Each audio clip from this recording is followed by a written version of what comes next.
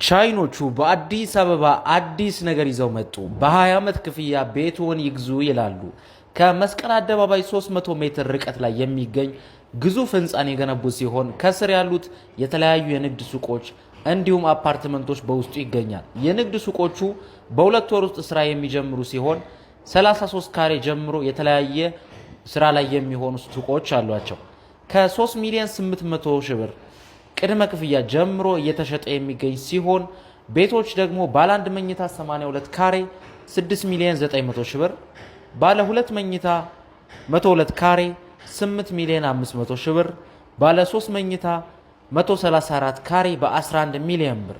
ከላይ የተገለጹትን የአፓርትመንት ቤቶች ዋጋ በ2 ዓመት ከፍለው ቁልፉን ይወስዳሉ። ቀሪውን 50% ደግሞ እየኖሩበት በ20 ዓመት የሚከፈል ይሆናል። ለተጨማሪ መረጃ ከታች ባለው ስልክ ይደውሉልን።